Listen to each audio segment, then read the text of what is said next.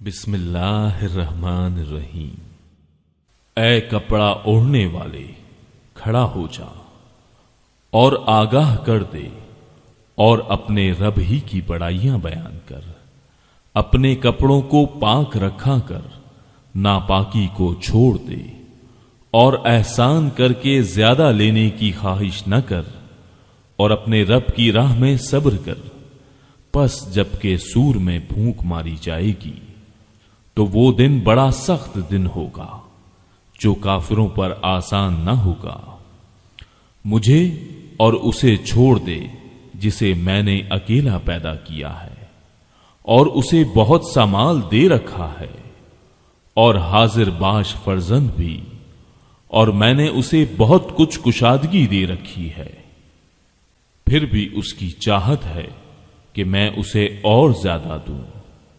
نہیں، وہ ہماری آیتوں کا مخالف ہے۔ ان قریب میں اسے ایک سخت چڑھائی چڑھاؤں گا۔ اس نے غور کر کے تجویز کی، اسے ہلاکت ہو کیسی تجویز سوچی؟ وہ پھر غارت ہو کس طرح اندازہ کیا؟ اس نے پھر دیکھا، پھر تیوری چڑھائی اور منہ بنایا، پھر پیچھے ہٹ گیا اور غرور کیا اور کہنے لگا تو یہ صرف جادو ہے جو نقل کیا جاتا ہے، سوائے انسانی کلام کے کچھ بھی نہیں ہے۔ میں ان قریب اسے دوزخ میں ڈالوں گا۔ اور تجھے کیا خبر کہ دوزخ کیا چیز ہے؟ نہ وہ باقی رکھتی ہے نہ چھوڑتی ہے، کھال کو جھلسا دیتی ہے، اور اس میں 19 فرشتے مقرر ہیں۔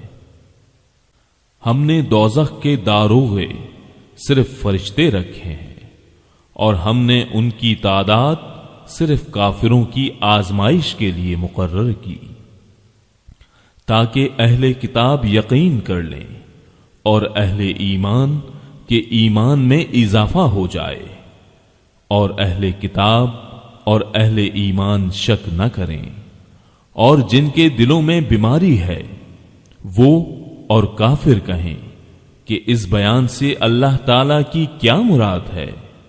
اسی طرح اللہ تعالی جسے چاہتا ہے گمراہ کرتا ہے اور جسے چاہتا ہے ہدایت دیتا ہے۔ تیرے رب کے لشکروں کو اس کے سوا کوئی نہیں جانتا۔ یہ تو کل بنی آدم کے لیے سراسر پند و نصیحت ہے۔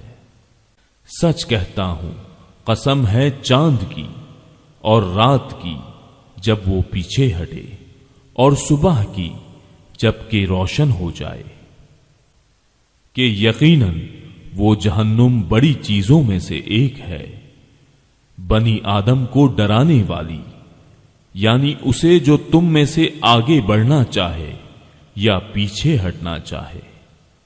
ہر شخص اپنے اعمال کے بدلے میں گروی ہے، مگر دائیں ہاتھ والے کہ وہ بہشتوں میں بیٹھے ہوئے گنہگاروں سے سوال کرتے ہوں گے، تمہیں دوزخ میں کس چیز نے ڈالا؟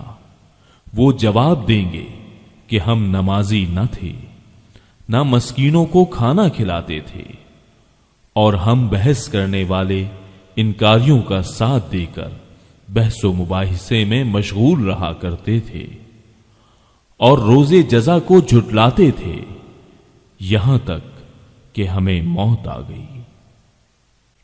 پس انہیں سفارش کرنے والوں کی سفارش نفع نہ دے گی۔ انہیں کیا ہو گیا ہے کہ نصیحت سے منہ موڑ رہے ہیں؟